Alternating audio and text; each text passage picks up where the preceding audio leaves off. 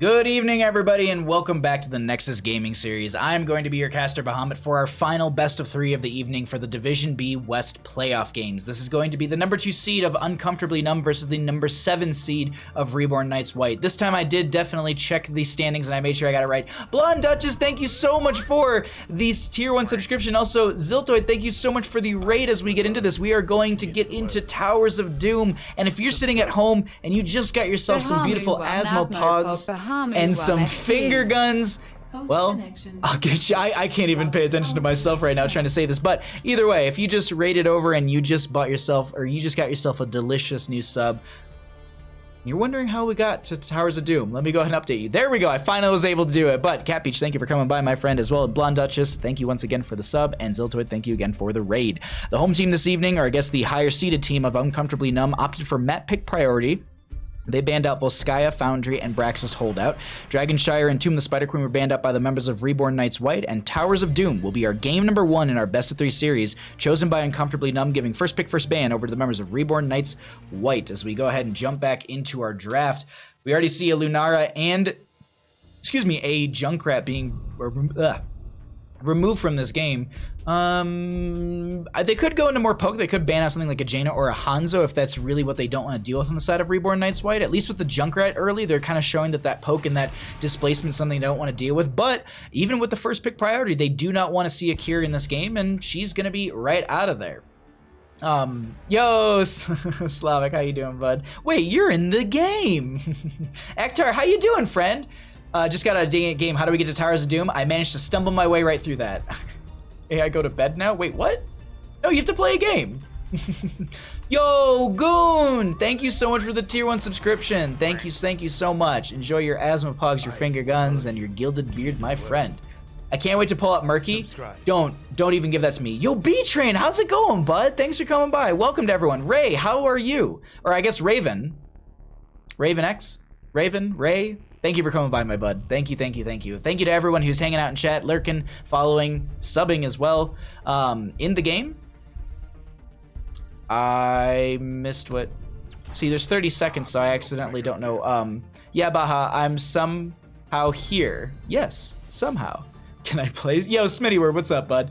Thank you, Goon, once again for the sub. I very much appreciate that. Also, Sylvanas was banned out on the left-hand side by the members of Uncomfortably Numb. We do see this ETC first pick coming out from Reborn Knights White, but we have an Alarak. Ooh, that's some early game aggression, and they're showing this right now, that they're going to be dive. They're going to be, ooh, a little bit of, well, Joanna can step forward and dive in a sense, but it's not like an Anubrak who can really get in there, or a Diablo who can get into that backline. But we are going to get into our 2-3 pickup on the right-hand side for the members of Reborn Knights White. This ETC will be pick up. We could see a Tyrande that does follow up as well with the ETC, so you can get more CC control onto them. We could see something like a Jaina as well that pairs really well with the ETC, so you're able to get that extra burst whenever they power slide through, or even set you up for any kind of stunner or control. But Dahaka will be grabbed, and a Genji as well. They're gonna have some dive into that backline with the Genji, and honestly, Genji not prioritized too much by a lot of teams. I'm excited to see them being played and picked up on Towers of Doom. But we get into a next ban phase, and if I'm sitting on the side of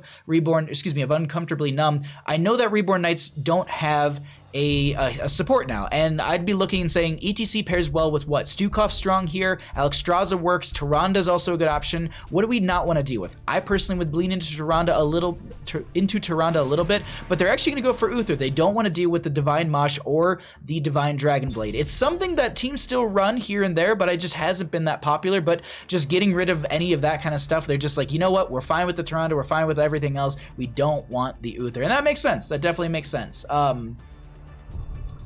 Bahamut, your test but casting was delightful. Tentori, thank you so much. I appreciate that. Raven-X is pronounced Birdman. All right, Birdman, what's up? This Alarak will be judged harshly. Oh, contender. Chill, Baha. How the game's been? I've been working and playing Teamfight Tactics, waiting for Blizzard to come out with a promising auto chest, then cancel it. Smitty! They actually came out in an interview, and from my understanding, they are not going to be doing any sort of auto chest. They have no plans, but who knows? I mean, BlizzCon's right around the corner. I'm definitely not scouting, by the way. B-Train, why would you be here to scout? You're just here to enjoy some wonderful games and hang out with some great people within the Heroes of the Storm community. We do see an Abathur band out on the right-hand side as well, as we are going to be seeing the Raynor Anduin duo going to be picked up on the left-hand side. I swear to God, I just heard my doorbell, but I can't answer the door right now. So hopefully it's not my family. They have a key to the house. Hopefully they can get in the house. I might have to run down the hallway if I get a call from them. But we are going to be seeing, so they need a main support on the side of Reborn Knights White, and they're going to need some extra damage as well. A Lily and a Kael'thas. Okay. Some blinds from the Lily will be powerful. Kael'thas has a lot of good poke damage as well, and they can also spread that chain bomb around pretty effectively into the enemy team. How you doing, bud? All right? Sorry, he got a shot today, so I'm making sure that he's okay, because he's a little loopy at this point, because I think the shot's kind of getting to him. But Bandit's okay. He just had to get his routine shots. But a Varian will round out their draft on the left-hand side. I would maybe expect this to be a taunt Varian. You dive in, you taunt. That's Raynor getting consistent sustained damage, and Alarak can then body into them. I like the idea of that single target blow up and then able to continue to fight in. We've seen Twin Blade Varian quite often, which is really surprising, but hey, we'll see. TLV. I wish there was a TLV. I wish there was a TLV. Good band wasn't thinking about the Uther. I agree. I wasn't thinking about the Uther as well. It's not something that's like fallen off by any means, but it's just definitely something that some teams just don't want to deal with. Get you better bandit view. Yo, Kaimo Trimson, what's up, bud? Good luck in your match in 15 minutes. I wish I could have been able to catch that, but unfortunately the stars did not align for us this week. Swifer, Panda Power, either way, thank you for coming by. Imagine picking Lily and trying to throw, then instantly the other team throws harder by picking Varian. Yo, don't deny them fast feet, okay? Okay, B-Train? Them some fast feet. So I'm just making sure that there's no one actually trying to get a hold of me right now, because I want to make sure that they're not stuck outside. I don't think they are, but I can't be certain. They'd call me. Either way, we got ourselves a game, everybody. Let's go ahead and jump onto this game number 1 of our match number 2 of the evening. Buttons? Buttons. On the left-hand side, we got the members of Uncomfortably Numb, our second seed in the Division B West. Spectre is going to be on the Alarak. Pilot of Earth is going to be on that Anduin. Novus is going to be on the Varian. We do see the famous on the Joanna, and Mr. Monkey Man is going to be on the Raynor. On the right-hand side, we get the members of Reborn Knights White, our 7th seed. We're going to be having Alazar on the Dahaka. Silverjack will be on the Kael'thas. Kooks is going to be on the ETC. Slavic will be on that Lily. And DK Unleashed on the Genji. There we go. I can think of names, I swear. High King's Quest for Varian. Instantaneously, that's going to be Twin Blades Varian. Yo, Zuramag, thank you so much for the raid. Welcome everyone from Zuramag's stream. Welcome, welcome, welcome. We are currently getting into game 1 of our final best of 3 of the day, so we are gonna at least we have a potential for 3 more games on this stream. So thank you so much for coming by, everybody. As I didn't realize that the actual wind serpent has a dot on the map. I was like, what's that little thing following following the Dahaka right there? Okay, cool. Just making sure that I can get the vision set up here, because we are going to check out the vision as they are making this rotation between mid and bottom. It just shows what they're seeing and also just how they're making these rotations. And this is a great factor right now. Look at Kooks in this this mid-bottom position, I guess you could say, for this altar area, just anchoring for the friendly team, providing vision into the bottom, seeing that Mr. Monkey Man and one other are going to be rotating out, and now they're going to be coming around here, and just making sure no one comes for the invade onto DK Unleashed, who is going to be going for this camp. But I don't think this is gonna be quite a long time for this Genji to be able to finish out this camp on their own. Kael'thas will be coming up after getting a wave. Excuse me, and then we'll be able to help out finishing that out. On the left-hand side, they burn through theirs a little bit quicker. And with that, they're like, well, the enemy team has to be on theirs. Kooks will be getting the knockback. They do get the channel right there. They should have a power slide to be able to get out. And I like the use of that power slide. They were probably expecting the ETC to go to the right towards the friendly team. Going straight down like that just kind of threw them off a little bit, and they weren't prepared to even chase them in that direction. Math-wise, Smash should run High King's Quest 2. Oh, Majesty, how you doing, bud? Thanks for coming by. Kooks Are you going to be able to live? Unfortunately not, and that'll be ETC, the first blood of the game, going over in favor for the members of Uncomfortably Numb, as they also will be able to pick up their 4 talent tier on top of all of this. That's going to be Kael'thas trying to get the Flame Strikes out, and they managed to get 2 of those sappers in on the side of Uncomfortably Numb, as Reborn Knights White are going to be a little bit on the, I wouldn't say on the back foot this early, but just getting those sappers in is a big deal this early into the game, because it's a lot of early siege damage in that front gate. We have a triple altar phase going to be coming up in about 30 some seconds. We're gonna get the announcement in just a moment here. I tried to do caster math, it didn't work out for me too well right there. But this is going to be the triple altar phase, the standard that we get at every single start of Towers of Doom, and it will always be these 3 altars, much like how Sky Temple will always be the top and middle Sky Temple altars. This is always going to be the top left, top right, and then this upper middle position. And we do see Kooks going to be trying to get out of here, as that will be a nice telekinesis to pull them back. Kooks might be going down, but Alarak won't be stepping any further forward. Not going to be going into Show of Force at level 4, going to just be going for the Discord Strikes, the Chaos Reigns for the Discord Strike stacking right there. The other thing to note too is it is going to be Colossal Smash, as Majesty did call out in chat, so just 200 IQ and knowing a lot better than the caster. But it's one of those things that, like, High King's Quest, I often do see a lot of Twin Blades variants, but realistically I think High King's Quest can be played in any I wouldn't say any way. I don't feel like I see any taunt variants going into the High King's Quest, but it is 6-6 in our levels, and we are going to be seeing this first altar phase going to be traded out in the top portion, but now they're going to be going for the fight right here. Colossal Smash does come in, as Novus is trying to get the fight in their favor, but they're a little far forward, as they're actually going to be getting the protection, just going to walk right out, cycle around, get some healing out from the Anduin as well, and they cycle back into this. Mr. Monkey Man is going to be getting consistent sustained damage and poking out. They need to dive in his backline, but actually Joanna will be that initial target. They find the Alarak, and that will reset their sadism to that 100 stacks, but Kael'thas gets traded out right there. Chastise goes out, connects onto the Genji. They're looking at this Dahaka. They're not going to be able to find the kill, and that will be Alter potentially in their favor. Genji is going to go for one more poke. ETC's got a cycle in this as well. Pilot of Earth is looking for the channel. Genji should be able to get another shuriken. Oh, actually, they missed the shuriken right there. Kooks does get a knockback, as they did go for the face melt at level 4 right there. Loudspeakers. And they're going to be able to have that increased range, but still, that delays it out. Oh, can they actually get this double kill? DK Unleashed, oh, that's gonna be a tongue drag. DK Unleashed is needing to get out of there. Nice leap of faith out from the Anduin as well to force, or at least to keep them safe right there. Dahaka goes for the channel. And now we have the top lane Alarak going for the clear up here. Just going to be easily able to get some experience for the friendly team, as they do have the talent tier advantage with that 7 already up, but it's not too far behind by the members of Reborn Knights White. Falling a little bit behind in experience, but it's not a massive amount. We're looking at it, actually at this point, we're looking at about a half a level lead, but this camp should be providing both teams with a decent amount of experience, and we will be approaching those 10 talents in just a moment.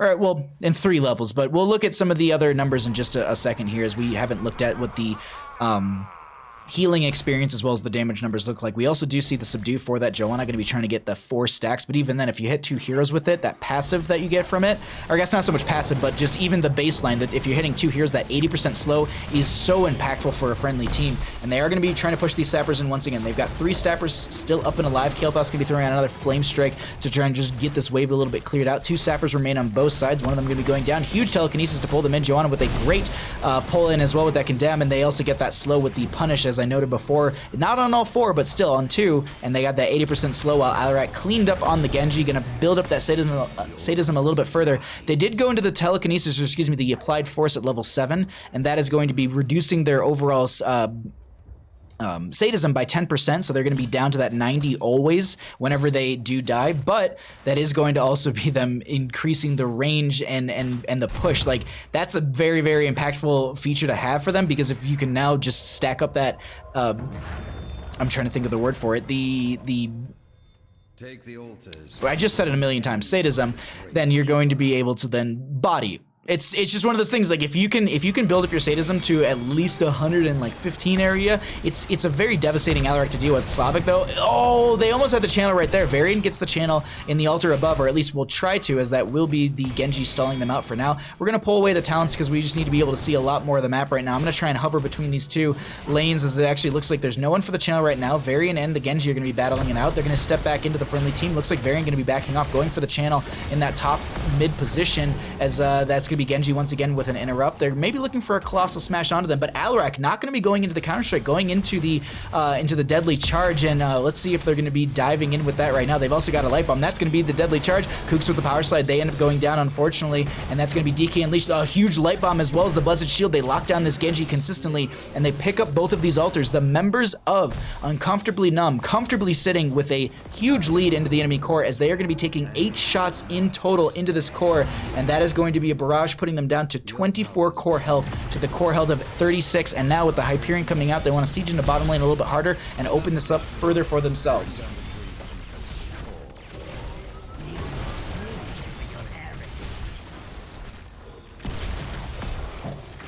Oh, whew. Okay. Anduin not carrying his sword. Ektar, thank you for coming by, bud. Alrighty. I managed to chug some tea right there. Let's actually cycle through some of the other numbers. We'll get 10 talent tiers in just a second for the members of all the... Sorry. I'm waiting on this top lane battle, and it's not gonna... I was waiting to see if there was gonna be more from it. But we'll get 10 talent tier in just a second from the members of Reborn Knight White and see if they're gonna be... That will be the power spike they need to start to turn this around. But Kooks is gonna be in a bit of a rough spot. Nice power slide over Famous just to be able to get out. Silence comes out from that Alarak as well. And we have 10 talent tiers, Mosh Pit, Jugs, Pyroblast from the Kael'thas. No Phoenix, X-Strike from the Genji as well, so you can be diving with that. It's also a good engage and disengage tool. If you do need to get out of there, you can X-Strike away. Light Bomb comes out. That's going to be connecting onto 2 right there. That's going to be DK Unleashed getting the swipe out, or excuse me, the dash out, but Alarak with the Deadly Charge in as the initiation, getting so much value. There's no... It's like... It's just shut down every team fight. Like, they try and turn it around, and it's just... They just say no. It's like, nope. Max, thanks for coming by. I hope you're having a wonderful night. Thank you for checking out the stream, and once again, thank you to all the support this evening. I really, really appreciate everyone who's been hosting and rating over as we're pushing towards partner. I can't thank you all enough. I really, really do appreciate the support as we're just trying to get our average viewership a little bit higher, and we can potentially apply for that partner and get that transcoding and get you some more delicious, beautiful bandit emotes. But seems like these teams are just going to be trading this out. They're not going to be going for... Oh, Famous has a shield glare. Not going to be in range enough as they do trade these out. It only will be 3 shots into the core of the members of Uncomfortably Numb, and they take 5 on the side of Reborn Knights White. I do want to note this, though. This is Towers of Doom. This is anybody's map. I swear I casted a game last week that was like 22-4, and it came down to the final altar. Silver Jackal going to get dove on here in the bottom lane, and they're going to be under their friendly altar on this left-hand side for Uncomfortably Numb, as they did capitalize onto this earlier. We do see these sapper camps up 50 seconds on the right side and 48 on the left, so those will be popping up fairly close together as Kooks get a huge power slide, only going to connect onto one. Alarak with the telekinesis as well. Pyroblast goes out onto Mr. Monkey's Man, and they're really not going to be going down whatsoever from that. They actually turn around at one point and just eat the entire Pyroblast. I was going to say Gul'dan, but the Dahaka in top lane is doing its best to push this out and make sure the experience is coming in for the friendly team, but it's just a rough go. I mean, they've got 8-1 in kills. It's 13 talent tier, actually, and it's also going to be 14 level over the enemy team or over the friendly team on the side of Reborn Knights White. It's a hard spot to be in. Darkshear, how's it going, bud? Thanks for coming by. I hope you're all having wonderful evenings, and I hope you're enjoying the stream, and I hope I can provide you some entertaining content for your Monday night after a long workday. Or this might even be your Sunday, or your Friday. I'm not sure. Either way, thanks for coming by. I love you all. This John is actually going to be 1v1ing the Dahaka in mid lane, who does finish out on the Tissue Regeneration. Novus is going to try and get that Colossal Smash onto the Genji, who was able to use the agility to get out, and that's going to be the Deadly Charge from Spectre as well. The Jugs come out from Slavic to get the friendly members' health back up once again, and this is going to be a single altar phase popping up in the in the mid-bottom position. I'm just waiting to see what we like. It's a little bit of an all over the place fight right now, as there's really no one being targeted. It's just everyone getting whittled a little bit. Kooks is doing a great job of anchoring, but there's no major follow-up as they're looking for Spectre. X-Strike goes out onto them, and they're just able to get the healing. Also, the Leap of Faith from Anduin helping them out a ton right there, and they will be able to... They're going to try and go for this. Alizar is going to at least interrupt once. We do see Power Slide from the ETC, forcing a couple of the members around as well. Hyperion coming out from the Rainer. This is a lot of damage onto a couple of the members of Uncomfortably Numb, and they're looking a little uncomfortable in this fight, as this is the Joanna getting body blocked a little bit. I like this play because Famous can just walk over by their fort. They can't really... Ooh, do you have Iron Skin, Famous? Yes. I wasn't sure if they had that, but it was there in time, and that's going to be Slavic getting dove on a little bit. Huge power slide coming out from Kooks as well. Varian's the first one to go down. Famous steps into this. That's going to be Alarak trying to get onto the Kael'thas, who does get cleansed. Mr. Monkey Man is going to be trying to get the channel. That is not going to happen just yet, as they still haven't converted that bottom altar, but they are starting to get a little bit low on the side of Reborn Knights White, as they do lose their Dahaka right there. That's at least a 1-for-1. Oh, they pick up the Kael'thas as well. Alarak sitting at 124 sadism. Let's actually go ahead and pull up that. I just want to see where the sadism... we can break down where the sadism is coming from while they're going to be channeling this altar. So 10 from talents, 24% from takedown, and then you also have the Blade of the High Lord that's going to be stacking up right there. But we do see the ETC going down, as I was highlighting, just stacks, and they pick up 3 more percent onto them. Right? 3 more? Yes. So they're actually very, very close to the full stacks from just takedowns. Yeah, they one more takedown will put them at the full 30% from just heroic takedowns at 131 sadism. What is this Alarak damage looking like? Let's show that right now. Raynor actually putting up more damage than the Alarak, but still the not repositional factor, but the telekinesis and the silence coming out from the Alarak has been devastating. Deadly Charge comes in. They're looking to get a combo, and that's going to not be Genji going down. Very, very close. I think the death zone, I guess if we'll call it, is just something that was a little bit worrisome to them, as that's going to be Kooks dove on. They also pop the jugs from the Lili. They actually power slide towards the friendly enemy team, as we do see the Spectre once again pushing around Jackal. Blessed Shield comes out. They step into that death zone, and this is just going to be continued and applied pressure coming out from the members of Uncomfortably Numb, as it's 33-8 when it comes to core health. But as I said before, Towers of Doom is anybody's game. We could see a power spike come through at 16. They could get that Alarak kill and reset that sadism, and that might be what exactly they need. But Kooks, looking for a very aggressive power slide here, is going to just back off, and this will be altars popping up in 22 seconds. They got to make something happen with this. If they get 2 altars here on the side of Uncomfortably Numb, that is going to be their game, and we're going to be going into game number 2. Or do they start to bring back the momentum and take a couple of these themselves? They'll only get 3 shots, but at least denying game-ending potential is a huge win for them, as Mr. Monkey Man is going to be trying to add some extra pressure in that bottom lane. Dahaka on the left-hand side, Genji in this top right, they want to deny this, yeah, and they're saying, you know what, you can have the bottom. That'll take us down to 3. Boss needs to be removed from the game then. Or they need to be worried about these 3 sappers. They are going to be seeing Kooks and Silver Jackal and Slavic in bottom lane dive out from Novus once again. They get the 1 shot into their core. That's going to be the Deadly Charge forward. The Shield Glare gets the kill, and that's Lili going down, as they still have 6 sappers in bottom lane. They only need 3 of them to get over. Pyroblast coming out. That's going to be eaten by Raynor into their face. Extract comes out from the Genji. They lose the ETC. They lose the Dahaka, and here come the sappers. 1, 2, 3 are over, and that is going to be game number 1 over to the members of Uncomfortably Numb. GG. Well played.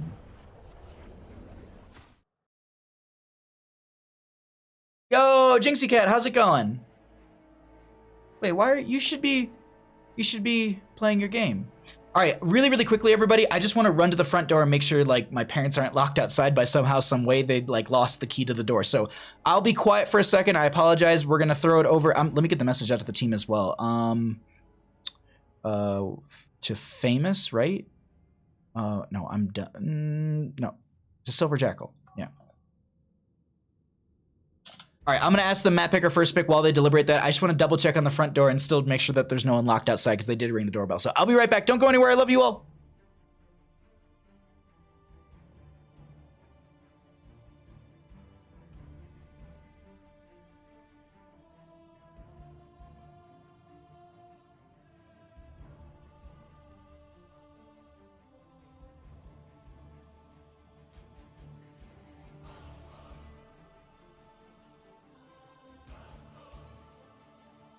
Okay, we're good. I think it was just someone trying to sell me something or something. I don't know. Alrighty.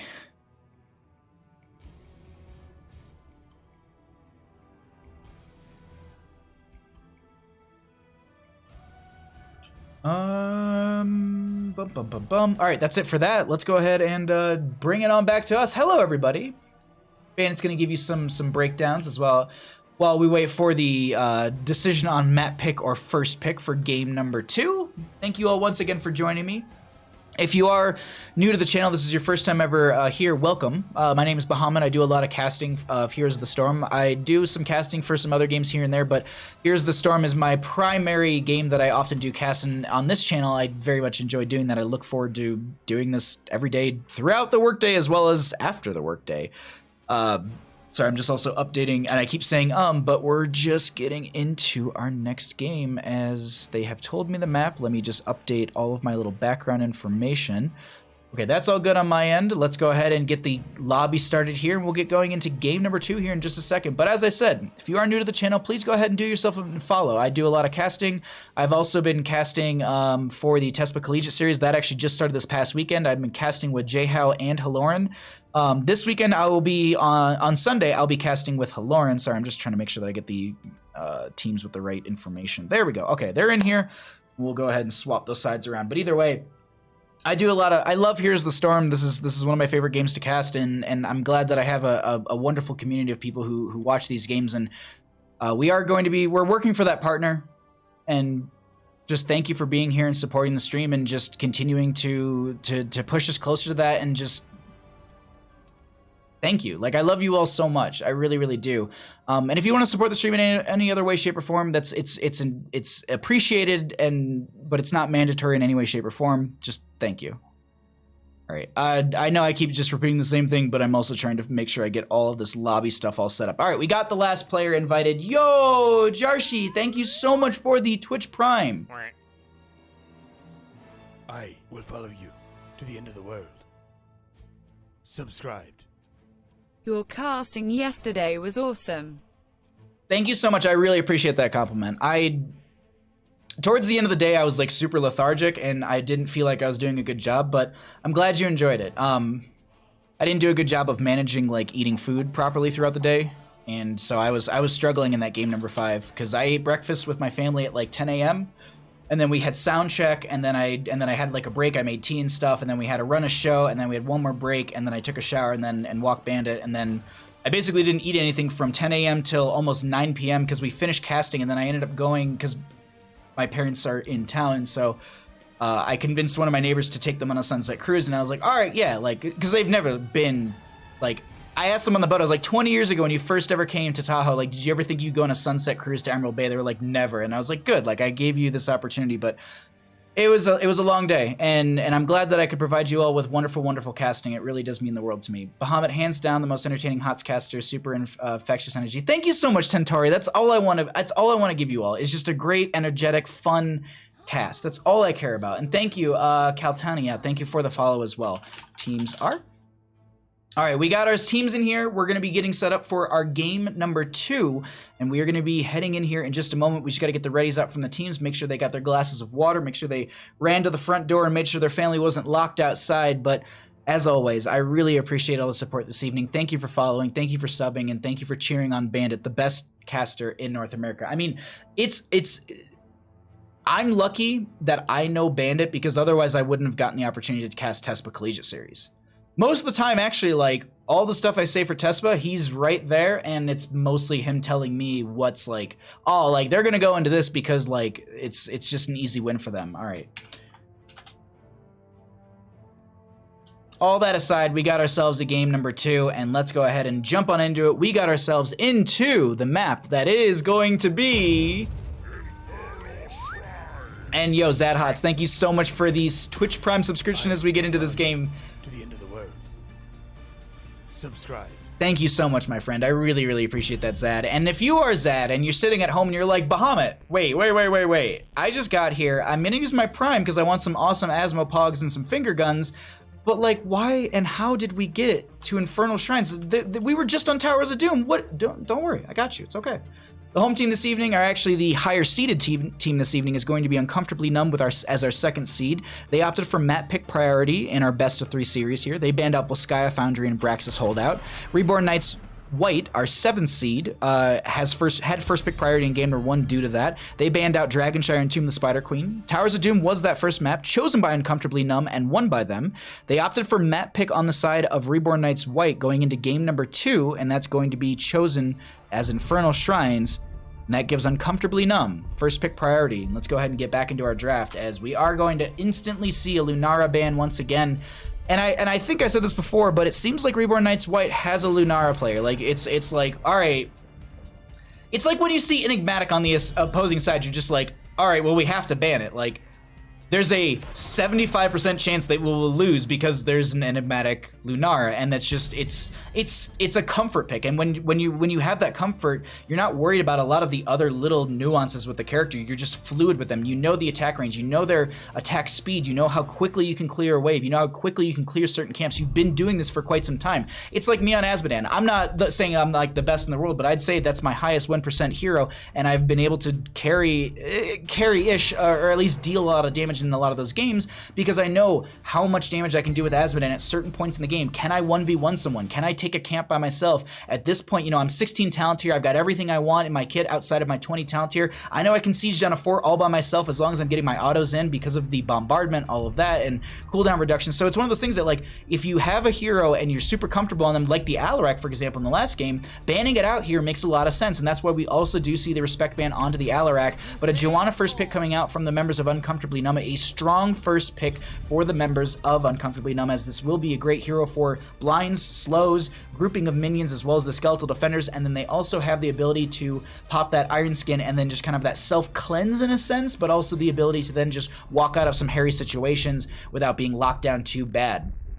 We do see the first two picks going to be coming out, though, on the right-hand side as well for the members of Reborn Knights White. It's going to be a Diablo and a Jaina. It's a 1-2 combo that works really, really well together. There's a lot of synergies. You could be seeing the Apocalypse with the Ring of Frost. That's typically what we see a lot of teams go into. We could see them go into the Lightning Breath with the Water Elemental as well. That's going to be a great way to consistently get a lot of sustained damage. And also that slow from the Lightning Breath is going to be a great way for the Water Elemental to continue to push out damage and step further up as well themselves. And I think that's a great duo right there. We do see, let's see, it's a Joanna right now. They could go into something like a Greymane. That'd be good for them. And maybe, ooh, actually, they're going to go for Raynor and Blaze. So they grab their solo lane as well as some sustained damage. They're going to need Shrine Clear. And that's maybe something they decide to ban out here. It's something like a Gul'dan's powerful. Kael'thas has a lot of value. Kel'Thuzad is something to consider as well. Not the fastest in Shrine Clear, but definitely strong in their own right. And, I like the idea of banning out some sort of mage here. Maybe even Orpheus considerable. I don't think like a Li Ming. Actually, they're going to get rid of Anduin. They don't want to deal with Anduin's healing. It was very strong in the last game. The Leap of Faith was a great way to pull some members away from some of those hairy situations. That's a quick Zeratul ban. And this makes sense because you actually often would see like a Medivh or a Zeratul picked up here because you go for the Leyline Seal or you go for the VP from the Zeratul to lock them in place. You get the Apocalypse, you get the Ring of Frost, you blow them up, you win the game, and you go to game number 3 off Infernal Shrines. That's at least where I would guess they would be going into.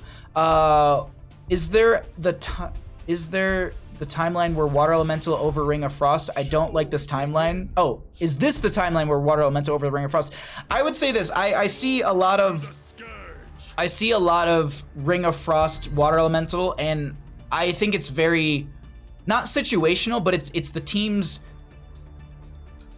tactic, I guess you could say. Like that seems like kind of like that doesn't seem like a very good description from my end. But so, for example, if you feel like you're lacking in damage in some of these team fights, which right now I think they are, Water Elemental is very, very good for Reborn Knights White. I think it's going to work out for them because it's more damage they can get to the backline and start to poke down some of those members. The big Wombo, there's no real big follow-up burst outside of Jaina. You know, you have Apocalypse, you have this Ring of Frost. What's going to kill them? That's the question. So if you sit there and you ask that question and then you can't answer it, then maybe we consider the Water Elemental because that means you're lacking in damage. They have this Arthas for the solo lane into the Blaze. They also grab the Alexstrasza and the Orphea on the left-hand side for the members of Uncomfortably Numb. I personally love an Orphea here. I think she's got great value in the shrines. The brawling from her is extremely powerful, and the Alexstrasza is a great point control based hero like Infernal Shrines, like Towers of Doom. I think she does great right here, but a Falstad, I'm going to be flying on into this game and I'm going to be throwing those hammerings out, and this feels like they're going for Apocalypse, Ring of Frost, Hinterland's Blast. This is what it seems like to me. I personally would say go for the Gust. have that disengage, because a lot of the aggression coming out from the members of Uncomfortably Numb can be mitigated from a gust. You know, Orphea can move forward with the Shadow Waltz and being able to get that hit onto a hero, then get the step forward with that. You also have the Blaze, who's going to be jet propulsion forward. You have that Alexstrasza, who's a big Dragon Queen at some point. So if all of that is going to be stepping up onto your team, or even Raynor with a Hyperion, you gust it away. You mitigate so much of that. Hyperion's the only thing left if they go into that for the siege value, and they've burned it. Whew.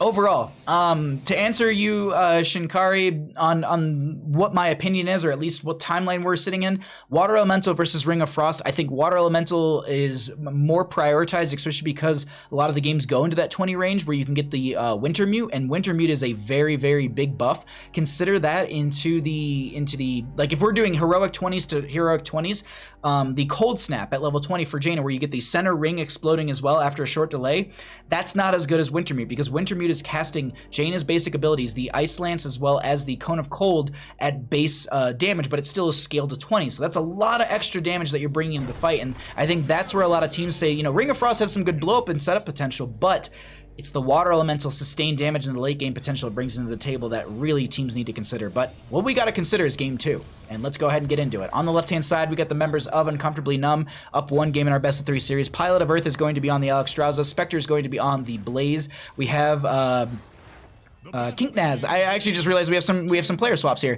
Kinknaz is going to be on the Raynor. We have Mr. Monkey Man going to be on the Orphea, and Famous will be on the Joanna. On the right-hand side, we got the members of Reborn Knights White trying to bring us to a game 3. Alzar is going to be on the Arthas. Kooks will be on the Diablo. We have T-Pole, I'm going to go with, is going to be, or T'Pol is going to be on the Deckard Cain. We have DK Unleashed on the Falstad, and then we have Silver Jackal on that Jaina.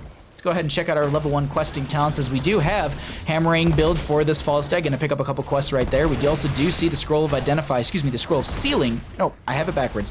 Scroll of Identify for the Deckard Cain at level 1. Gonna be picking those up so they can get the armor reduction onto the enemy members. We do see the Frost Presence from that Arthas as well at level 1. Gonna be stacking that up quite a bit. And that's actually almost everyone but Diablo has a questing talent at level 1. We can consider the baseline. Everyone on the right-hand side has a questing talent at level 1, if we're just gonna consider that baseline quest a quest. Water Elemental is better than Ring if you don't have Ring set up. That's been the case for a pretty long time. I can agree with that. I would say that, like, a lot of teams just go for the Ring because there's a lot of known wombos that you can build around it easily. Like, for example, Diablo with Apocalypse, and then the Ring, or excuse me, let me rephrase it. You have Zeratul or Medivh with the VP or the Leyline Seal. You follow up with the Apocalypse, you follow up with the Ring of Frost, and then you blow them up. You have Ring of Frost Mosh Pit. You have Ring of Frost, like, so you have Ring of Frost Entombs. Like, there's a lot of synergies and wombo blow-ups that you can build, and that's a lot easier than saying, hey, I'm going to summon the second unit and micro them around as well, while I'm trying to also deal my own damage. So there's a little bit of a nuance with it as well. I think a lot of players that are very, very practiced and skilled with the Jaina go into that Water Elemental, and then me, for example, like, I think I would snap pick Ring of Frost every time, also because I enjoy playing Ring of Frost. Most of the time I'm playing Jaina is when I'm in quick match, and I don't mind losing. For sure, setting it up is super, super easy. I agree, Lazy Hydra. Mockery, how you doing, bud? Thanks for coming by. Dahaka and Falstad level 1 quests are so Dan's game? Really? Why would you? This is my favorite Falstad build. You're gonna just... No, I'm just kidding.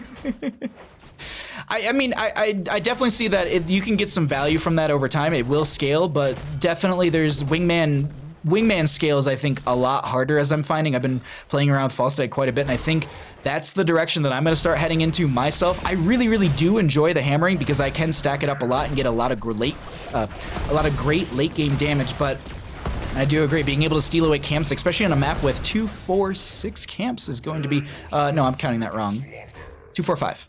I added an extra camp in there for free, but they will be able to clear out this top lane Shaman camp, and they won't be able... Oh, this is going to be really, really late for them if they go for this. I don't think they are. Are they? Okay. Oops, I thought I got rid of the player. All right, there we go. We're just going to jump over to the vision for the members of the blue team right now, as Alazar and the Spectre are going to... Excuse me, Spectre are going to be in this top lane, rolling it out, and no one going to be going down just yet. It's going to just be Shrine Phase. Kook's already over here. They can see that. Decker Kane showed there for a bit. Jaina going to be over here as well. Falstad showing in top lane. Typically, you'd expect the Falstad to be rotating in here as quickly as possible because you want to try and get as many of these stacks. I can see that there is a camp coming in through top lane, but they grabbed it a little bit later, so it's going to be a bit of a delay, and now Falstad going to be coming in. They say, you know what? Let them battle it out in the top lane. That's the camps will deal with each other. Come down here and continue to stack up a little bit further. Kook's going to be coming into this backline, getting it a huge shadow charge right there, as they also will be able to get that huge healing out from Pilot of Earth as they jumped into the Dragon Queen form. Alizar is going to be doing their best to stay alive, but that will be Arthas going down 1 for 1 in kills thus far into the game, as this will be Shrine so far controlled by the members of Uncomfortably Numb. This looks like it will be their first Punisher, and it is going to be a Munisher at that, a Mortar Punisher as well. Just to know anyone at home who might not be looking at it, it's going to be 12 stacks on that Falstad for the Gathering Storm, 3 stacks out of the 16 for the Deckard Cain, 6 out of the 24, the Frost Presence for that Arthas, and 56 out of the 150 necessary for the Frozen Waste, and then we have 7 out of the 20 for the Fingers of Frost for the Jaina. Falstad still in top lane, clearing this out, as this is going to be the Shaman camp approaching now, and this won't be there. They won't be there for the clear into this mid lane, but with the Jaina and the Diablo, they should have enough. I mean, I guess Deckard Cain helps out a little bit. The old man can hit things with his staff here and there, but I think this game is really interesting. Both teams have quite a high burden of execution. Yeah. I agree, Darkshear. Yes, I agree. I feel like I have to get that one. Oh, man. Emerald for mitigated healing from the Alexstrasza, but this is actually something that we would see. Well, like when Deckard Cain first came out, this is what we saw a lot of, because Alexstrasza was still, I would say, quite the hotness. I mean, she still is now, but if you were going to Infernal Shrines, you would expect an Alexstrasza, and then Deckard Cain came out, and you're just like, okay. Wait, hold on. Let me do this math here. Did Deckard Cain come out before Alexstrasza or after? Crap, now I can't remember. I feel like Deckard Cain came out after Alexstrasza, because I know Alexstrasza was a BlizzCon release, but I can't remember if Deckard Cain was announced at like an event beforehand or an event afterwards. I think it was an event afterwards, because it was right around here's the... Oh, I'm very unsure. I think it was right around here's the dorm, yeah. Because Deckard Cain came out before. Either way... Yeah, because I think Deckard got played a ton in Here's the Dorm. Anyways, Emerald was picked up because it mitigates that healing from Alexstrasza so very effectively, as I apologize. I missed the solo lane kill from Arthas in top lane, as they will be able to get that blaze there. This is going to be 9 to 9 in our levels. Let's go ahead and cycle through the other numbers from our experience, our healing, as well as the damage coming in from these players, and then we'll go ahead and check out that 10 talent here in just a second. When is Orphea a good mage pick? Well, over in top lane, Arthas is good. No, I just happened to look down at the screen right there because I was looking over at chat for way too long. Kayn was announced at PAX East. Okay, so Alex was November 2017. Kayn was April 2018. Thank you, Mockery. Thank you. I was like, I said it, and I'm like, I'm doubting myself, but I feel like I might not be wrong in this. I'm just very, very unsure. Either way, that's going to be 10 talents here coming through for the members of Reborn Knights White. They will be getting for that Ring of Frost, as we were having a massive discussion about that. It also will not be the Apocalypse from the Diablo, going for that Lightning Breath. While they have this minute opportunity with their 10 talent here advantage, they're going to be pushing into bottom lane. This is also going to be a Frozen Punisher coming up in, I'd say, I think a minute we should have the announcement. I might be wrong on that. I think I'm right on that timing, but either way, they still have that Gust up and available. Blaze with a huge jet propulsion forward. That's going to be the combustion. Do they use the Blessed Shield? Is going to stall them out from the Gust. That's going to be the Barrel Roll forward. They don't use the Gust until it's a touch too late, and that's Jaina going to be going down. The Alexstrasza with the Cleansing Flame going to be trying to get the last little bit of damage onto these players. That's going to be the Crushing Jaws from the Orphea, and they find themselves a Diablo. Souls will be reset right there, and they are going to be popping back up right now, and we have a bottom lane altar popping up as they lost a couple members. Yo, Selexia, thank you so much for the raid. Welcome everyone from Selexia's stream. Thank you seriously so much to everyone for raiding tonight. Like, I can't thank you enough. Like, I'll just keep repeating the same thing, but like, so many of you raided tonight. Like, I seriously can't thank you enough. My heart right now, it just, thank you so much, Selexia. I hope you had a wonderful stream, and I hope the games were perfect. As we get that Lightning Breath coming out as well, we do see Syndragosa was picked up for the Arthas right now, as King Naz is going to be targeted. They get the Rainer right there. Can they continue to put the pressure out? Ring of Frost goes out, but I don't think it connected onto anyone right there, and now they're starting to back up on the side of Reborn Knights White. Did they take too big of a bite right there? Did they fight off more than they can chew? There we go. I couldn't think of that sentence. Either way, they end up losing to themselves as that Diablo will be going down. Only 18 souls sitting on them. Healing circle out from the Alexstrasza, and now we see the Frozen Punisher being worked through. Back to my literal first point that I was trying to make like a solid 4 minutes ago. The reason they pick up the Emerald is because every time Alexstrasza throws that gigantic healing circle on the ground, they know that they can mitigate some of that healing. So what they want to do is they want to wait for that Dragon Queen form. They have the gigantic circle, they mitigate that healing, and now they step forward and body because their healing is reduced by 75%. That's literally what I wanted to mention, and now we can get into the second Punisher of the game, as it will be picked up in favor for Uncomfortably Numb. I do have to say, like, I was thinking that that was going to be a Reborn Knights White Punisher, but unfortunately they just got picked off right there, and they lost 2 members as it was way too important. Syndragosa is up and available for this Arthas if they want to use it in top lane. Meanwhile, in bottom, we have the Siege coming in. Diablo does use Famous as a great Shadow Charge point to just get further away from the enemy team. Gonna get that Fire Stomp out as well to build a few more souls, because I do believe they do have the souls. Okay, souls to flame. I wasn't sure if it was at 4 or 7. I couldn't remember, but at least hitting the enemy members with that Fire Stomp is going to be getting them some value right there. Arthas is going to be opening up this top lane a little bit further, and I think they will be losing out on their well. But while that's happening, they say, all right, cool, let's keep pushing in bottom lane. This Punisher sitting at a little bit above 10% health. We'll be able to get the fort down there. We'll be also able to grab these camps, and let's actually jump over to the vision for the members of the blue team and see what they're seeing, as they do have the advantage on this map. It is 13 to 13 in levels, but they're managing to continually put out great amounts of damage. Yo, Selexia, thank you, Selexia, for, yeah, partner, please. Reborn Knights White isn't disengaging away from the dragon, which could be easily with a Mighty Gust. Yeah, I felt like that Mighty Gust in the fight where Decker Kane did the stay a while and listen right at the end. I felt like that Gust was just a touch too late. There were so many opportunities where they could have popped it off earlier and saved a couple members with that, but that moment has passed. We are continuing further into the game, and Arthas is not too far off from finishing out their stacks for at least the Frozen Waste. The Frost Presence is very far up there as well. It's sitting at 13 out of the 20, if I'm not mistaken, on those stacks as well. Falstad at 28 hammering stacks. What are we seeing for damage-wise from that? We are going to be getting a bonus damage of 42, and they also did go into the secret weapon.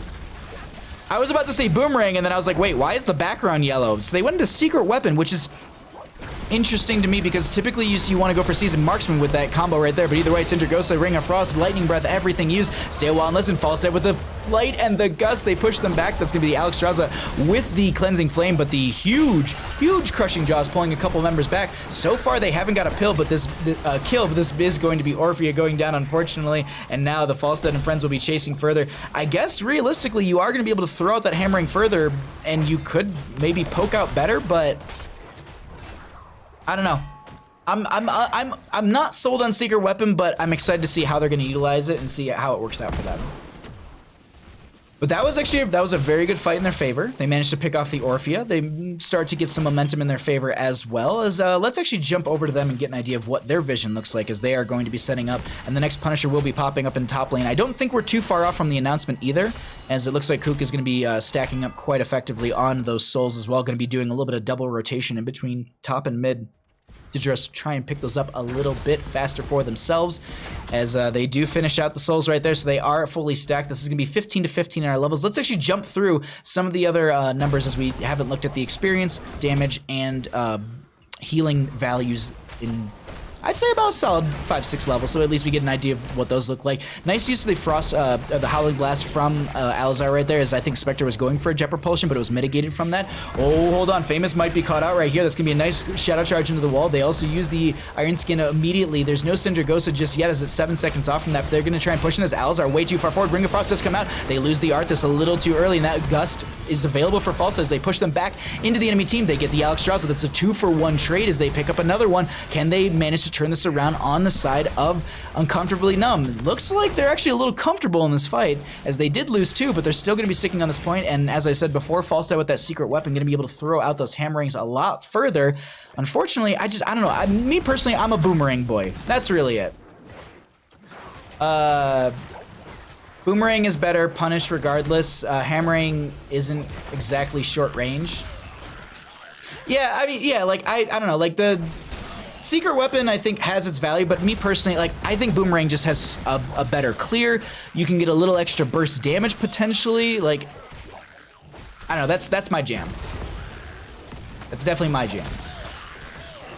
Mockery, thank you also for the follow, my friend. I appreciate that. Also, Selexia, thank you for the 69 bits. I apologize for missing that and not calling it out sooner. While they did lose a couple members, they're going to go ahead and actually just go ahead and say, let's take down mid lane fort. We had bottom lane already gone. That's going to be periodic catapult pressure in the lane. We're going to grab an Impaler camp, and now we're going to rotate back up here. They won't be able to deny the Punisher, as that will be picked up. Famous actually stepping very far forward there. That was a little risky, but this is going to be a lot of the heroics off cooldown. Lightning Breath is the only one on cooldown currently for the next 8 seconds.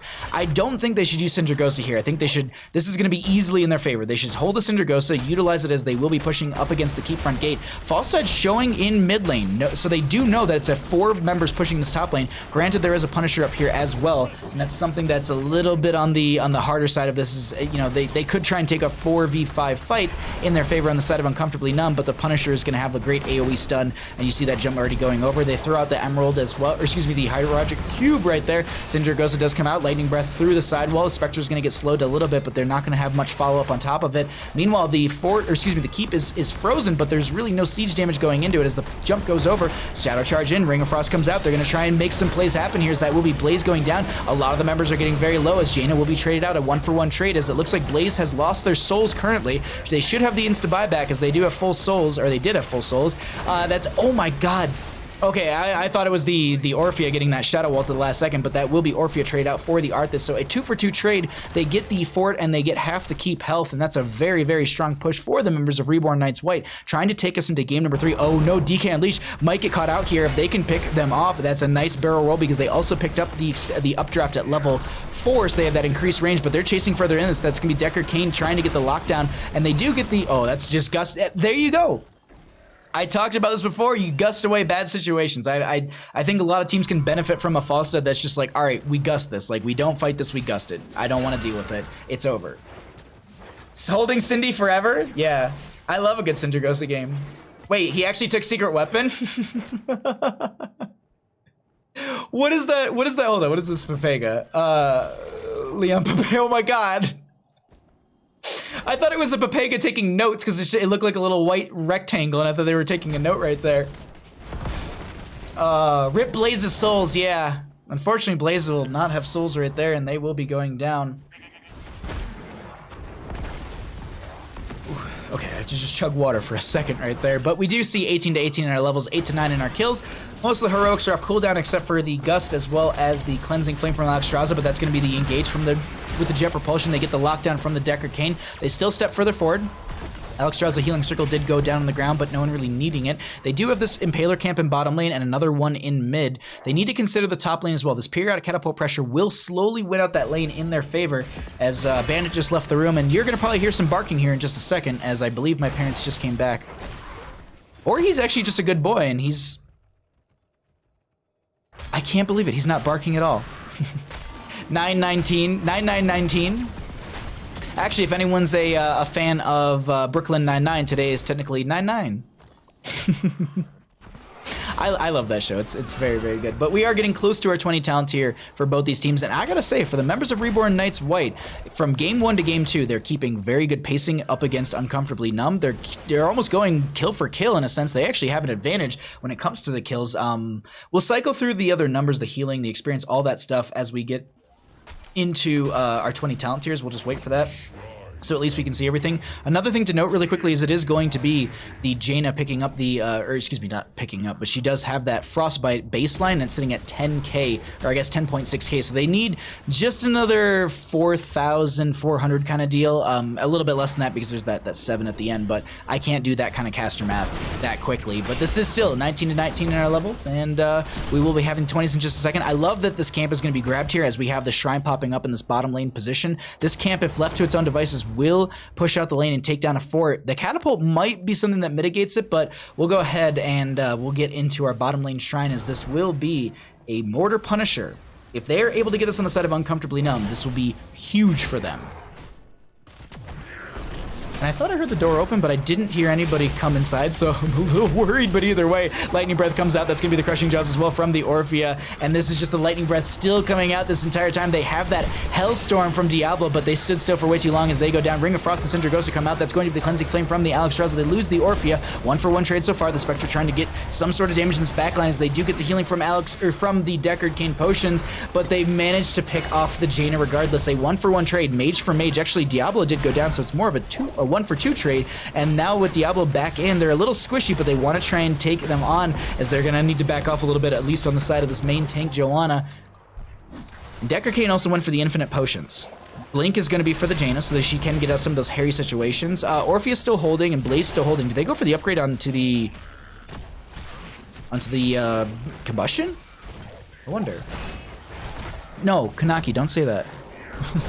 Don't make me think about that while I'm streaming. I'm just going to be worried the entire time. Devastating Charge was finished out by the Diablo as well, and we have our 20 talent tiers for both sides. But we're going to pull this away because the fight is just breaking out as Diablo will be picked off. No souls to bring them back. Gust going to be coming out from Falstad, but it really doesn't save Alzar whatsoever as the wall was kind of saving the enemy team from getting pushed too far away, and that's going to be a 3-for-1. Actually, none in that engagement as this will be Uncomfortably Numb grabbing this shrine. And as I said before, if left to its own devices, the Shaman camp on its own will be taking down a fort, and that's exactly what we see in the top lane, as this is going to be... Orphea, Blaze, we not picking 20 talents? What's up? Why are we waiting? I want to know. Also, did go into Nexus Frenzy? Huh. Okay.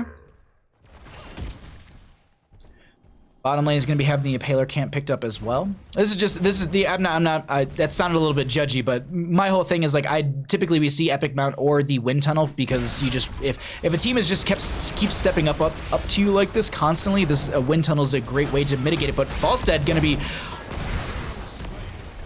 goodbye. Swiftwing going to take a small nap right there as it's going to be 21-20 as the Punisher working its way through bottom lane. The members of Uncomfortably Numb are sieging into this, and it looks like they want to try and end right here. Silver Jackal and friends. Oh my god, there's going to be double members getting stunned right there. Crushing Jaws going to be following it up. They're going to be pulling them together. Lightning Breath coming out from that Diablo. They do have the Hellstorm, but they're going to be bodied right there as there's not enough souls to keep them alive. The GGs are going to be called as they get the pick onto Arthas, and they find a Deckard Cane right at the end. Jaina has about 40 health, and she goes down. They wipe the enemy team. They keep their KDA a little bit higher, and that's going to be game number 2 over the members of Uncomfortably Numb. They take the series 2-0. GG, well played.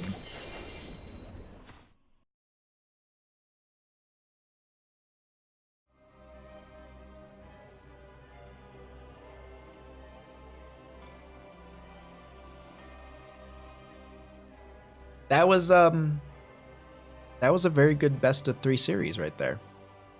We Gus these? I would expect it to be. Let me get a message out to the team and see who wants to do an interview.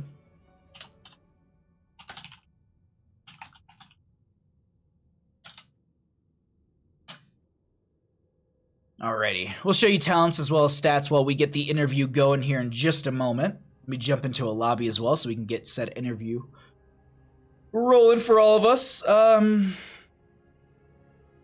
GG's and D's. Ross Erickson, thank you so much for the follow as well. I really appreciate that, my friend. As I'm reading sentences and saying the words instead of actually responding properly. I'm just waiting for the player to get into the lobby, and then we're going to be getting into our interview in just a second. We'll show stats once again. And unfortunately, there's going to be no Bandit Cam right now because of the fact that my parents came back, and he loves them more than me.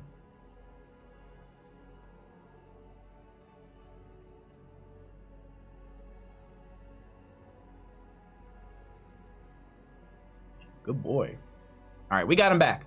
We got Bandit back. We'll have him for the end of the game. We'll have him for the end of the stream, hopefully. He might just honestly get up mid-interview because he likes hanging out with my parents a ton.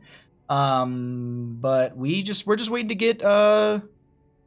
Let me just make sure they know it's lobby 1. That might be the issue. All right, we are going to be joined by Famous at this point. How are you feeling after that best of 3 series? Pretty terrible. I actually have the flu. So. Oh no! Well, yeah. You definitely didn't play like someone who had the flu because those were some dominant games coming out from your team. I gotta say, you really you didn't leave much to question here as you wanted to move on through the bracket for the Divisions B West. And Let's talk about some of these games. We had, Towers of Doom game number 1. Was there ever a moment where you felt like they were just going to be able to turn the momentum around, or was it just like if we just keep applying the pressure, they won't be able to answer us in a sense? Yeah, I'm pretty sure Towers felt super one-sided. I don't think it. After the first 7 minutes of the game, we were pretty much in control. Mm-hmm. And then we just got that bot Towers. They really couldn't get back into it. Game 2 though, I think was a little bit more back and forth. They got a lot more kills and won some team fights here and there. Mm-hmm. A couple of punishers. So it was definitely game 2. I was mentioning that it's very, very even consistently, and then just that late game 16 hit and your team just took off. It's almost like you had flight as a team, but as your 16 talent tier hit, it was really, really enjoyable, and I had so much fun with that. Going into, we're progressing now into these brackets a little bit further. You're going to be going up against Deviled Kegs, the number 6 seed. Are you worried, excited? Any sort of preparation you're going to be doing for that matchup?